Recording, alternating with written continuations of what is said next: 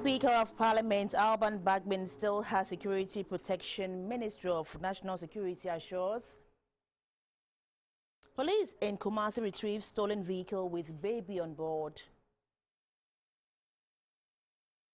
Ousted President of Mali Ibrahim Boubacar Keita dies aged 76. And Ghana's Benjamin Tete handed 3-match ban for punching opponent at ongoing African Cup of Nations.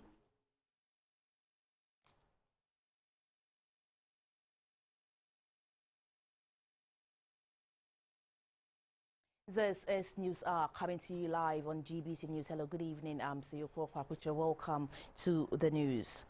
The Ministry of National Security says the Speaker of Parliament, Mr. Alban Bagman, still has security protection, and that reports creating the impression that his security protection has been withdrawn is a misinterpretation.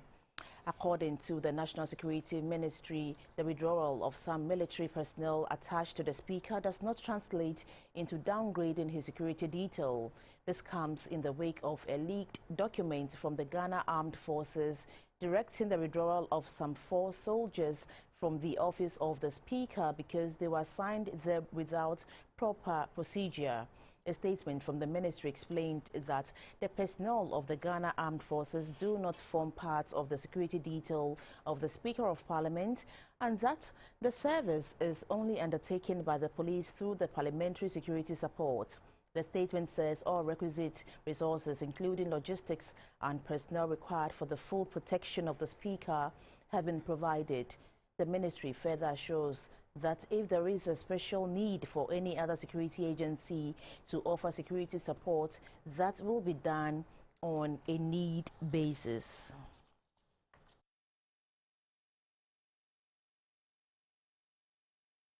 The government of Hungary has expressed its readiness to increase the number of scholarships for Ghanaian students to complement government efforts in providing access to quality education.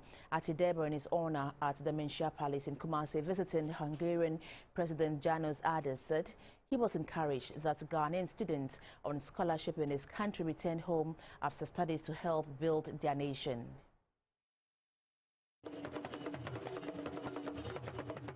The visiting president and his wife Anita, as well as his delegation, accompanied by the Sanitation and Water Resources Minister, Madame Cecilia Dapa, were led to the Menchia Palace by the Ashanti Regional Minister, Mr. Simon Osei-Mensah. The Sanitation and Water Resource Minister enumerated a number of water projects that Hungary has supported, including the Dambai Water Project, which is estimated at about 30 million euros. The Hungarian Exim is also giving us a loan of 30 million euro to work on the Dambai water project. Coming to Kumasi, I am sure that the regional minister and the mayor of Kumasi will also bring up the subject of twinning cities for between Kumasi and one of the municipalities in Hungary. The Hungarian president, Mr. Janos Aders, stressed the importance of the information technology in accelerating national development. He said his country is ready to train Ghanaian students in the area of medicine, agriculture and engineering. He gave the assurance that Hungary will increase the number of scholarship beneficiaries. There is the technology in our possession that could be of assistance to you in resolving your problems here.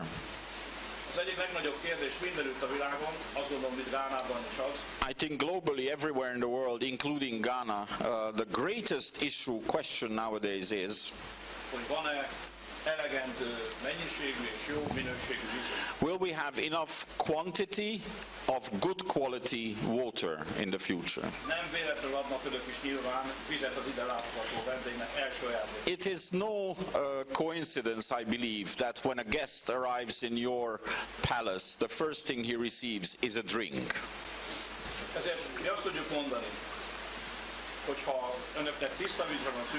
So I come bearing the message. If you say we need clean drinking water,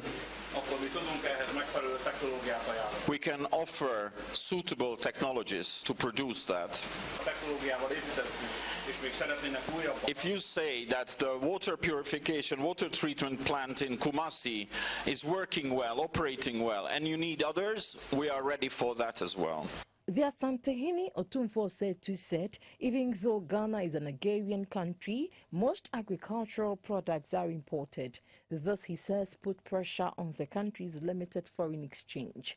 He said the palace is aware that Hungary is currently assisting 3 out of the 16 regions in meeting their water supply needs, and pleaded with the Hungarian president, Mr. János Áder, to extend the support to other regions of the country. As you have discussed in Accra with the president, we would also want to say that, yes, at the top level you've discussed, but Kumasi and Ashanti and other regions also need the water treatments. I know that there has been 3 of them started with a private company, Jospon. I have 16 regions in Ghana, and I need all these water treatments also in various regions. And therefore, as we've started with 3, I'm left with 13 regions in Ghana that I will seek for your support so that we can still build all these water treatments in those regions. The police in Kumasi have retrieved a stolen salon vehicle which had a baby on board after messages on social media went viral. The Public Relations Officer of the Ashanti Regional Police Command, ASP Godwin Ahianyo, said the 2 suspected car thieves abandoned the 2021 registered red Toyota Corolla salon car with the baby on board at Dakujom, a suburb of Kumasi, and fled into a nearby bush upon hearing the siren of police patrol team. The Public Relations Officer of the Ashanti Regional Police Command, Assistant Superintendent of Police Godwin Ahianyo, said they had information that 2 suspected men had driven off a car from Good Hope Chapel at Santasi and quickly alerted all the mobile patrol teams within the metropolis to be on the lookout. Mr. Godwin Ahianyo told the media that the suspects, who were given a hot chase by the police and sensing danger, abandoned the vehicle and fled into the bush. He said the vehicle has since been driven to the Ashanti Regional Police Headquarters and the baby reunited with the mother. The police patrol vehicles are pursuing the suspect, and all other operational units have been attributed to assist in that regard. I would like to use this opportunity or this platform to reassure the general public of the command's resolve to ensuring that the metropolis is safe as well as the region. We would also like to appeal to the general public to give information, any credible information that will lead to the activities of criminals within the metropolis and the region at large, to be able to clamp down on these suspected criminals. The Ashanti Region Police PRO assured members of the public of the resolve of the police to protect lives and properties in the region, and therefore entreated the residents to always promptly report any suspected crime to the police for swift action. The Ghana Police Service has placed a 10,000 Ghana cedis bounty as an informant reward for anyone who offers credible information leading to the arrest of thugs who invaded and vandalized the Adan radio station and assaulted the staff on Thursday, January 13, 2022. The police has urged the staff of the station and the general public to remain calm as it conducts investigations into the incident. It says a team of investigators and intelligence officers from the national and regional headquarters are currently supporting the Adan Divisional Command to investigate the incident and get those involved arrested and prosecuted. It also gave the assurance that adequate measures have been put in place to protect the radio station and its staff as efforts to arrest the culprits continue. Meanwhile, the Ministry of Information has condemned the attack, saying the actions by the thugs was unnecessary and without justification. In a statement, the Information Minister, Mr. Kojo Nkrumah, said attacks of this nature are unacceptable and the perpetrators must be identified and punished. According to the statement, the minister has spoken to management and staff of the station and asked the National Media Commission to take action on the issue.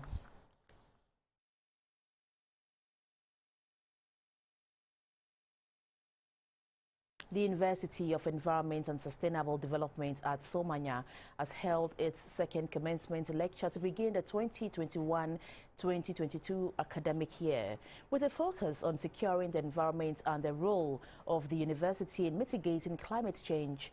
The lecture sought to identify ways to combat the effects of climate change in the country. A recent report on Intergovernmental Panel on Climate Change cautions about a looming rise in temperatures by 1.5 degrees Celsius globally.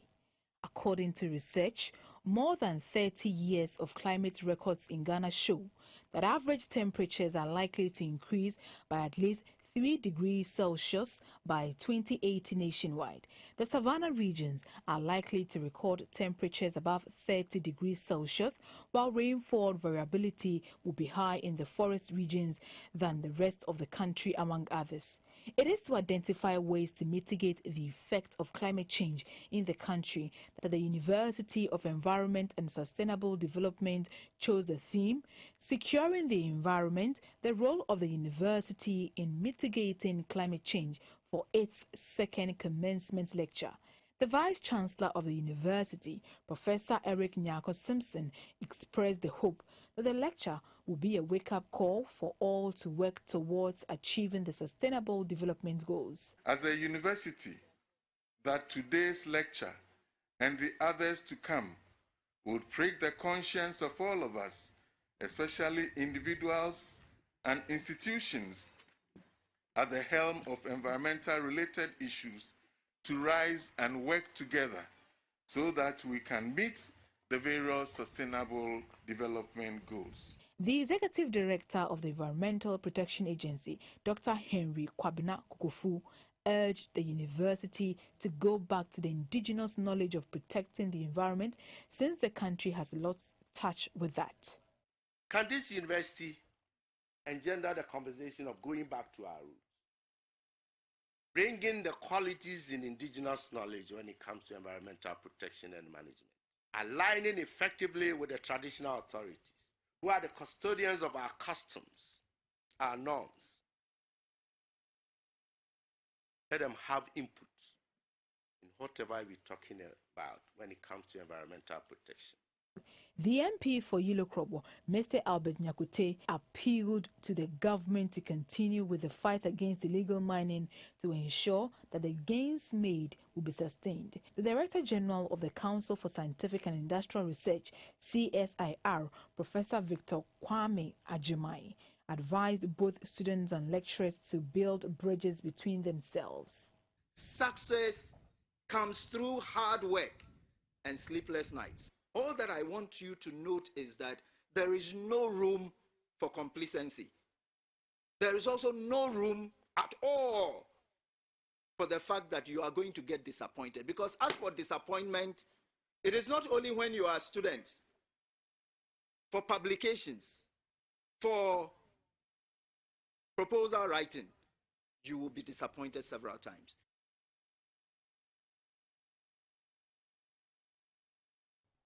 The Living Bread Mission Church has launched its Silver Jubilee celebrations. The year-long celebration will see the church embark on some major community development projects through evangelistic outreaches. The vision to start the Living Bread Mission came in 1984, but materialized in 1996 when the church was registered and formally launched a year later. Starting with just 6 members, the church, through evangelistic outreaches, reached out to many in various communities. Today, the church has more than 20 branches across the country and in Togo. Apart from ensuring that the members grow spiritually, the church has a keen interest in the personal development of its members and has also been involved in a number of community development initiatives. The church has a mission Bible school which trains missionaries and an education unit, Precious Kid School, which provides quality education to the children in the church and the community. It also has a 20-acre farm in the north, providing employment for its members up north. Launching its 25th anniversary celebrations, members sang songs of praise to God for how far He has brought them.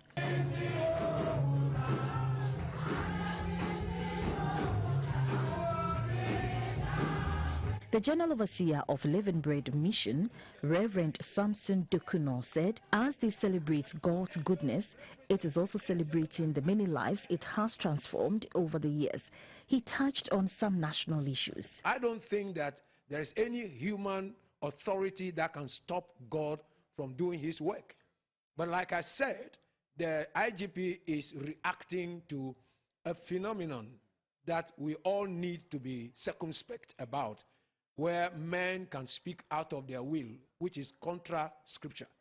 So to me, he may be doing his work, but what I also realized is that the directive brought a kind of fear into people. The head of the anniversary planning committee, Mrs. Janet Dokuno, outlined some of the programs for the year-long celebration. In June is family enrichment. We believe in the family. If the family is stable, the family knows God, then the society also will change. August is going to be the major celebration, yes, where all the branches will be assembled at one place. The Evangelical Presbyterian Church of Ghana has inducted Reverend Dr. Lawson Janku as a new clerk of its General Assembly at a ceremony at Ho in the Volta region. The moderator of the General Assembly of the church, Right Dr. Lieutenant Colonel Blaise Divine Agbeko, urged Christians to pray and encourage people in higher authority to perform and succeed. Reverend Dr. Lawson Janku, 52, was elected as the clerk of the General Assembly of the Church at an extraordinary meeting in August last year. He takes over from Reverend Dr. Emmanuel Ame, whose 6-year term ended on 31st December last year. Reverend Dr. Janku was the synod moderator of the Central Western Presbytery of the Church, with its headquarters in Takrade, until his election last year. The moderator of the General Assembly of the Evangelical Presbyterian Church, Ghana, Right Dr. Lieutenant Colonel Blaise Divine Agbeko, urged the new clerk to support his administration as moderator to change the fortunes of the church. Pray that God's Spirit will use you so that we agree to do God's work, not our will, but God's will. The value and power of a seed is not in its size, but in the quality of the fruit it produces as a tree or vine.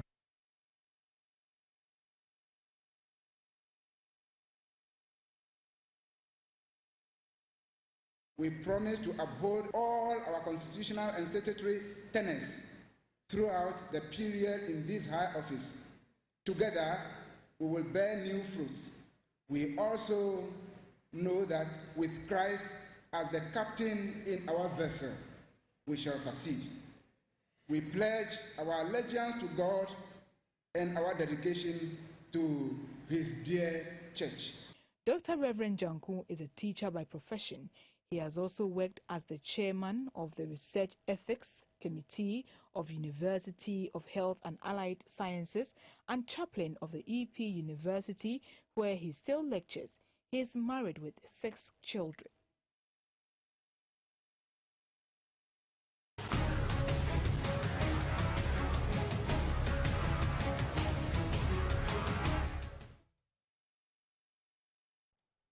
The ousted president of Mali, Ibrahim Boubacar Keïta, has died.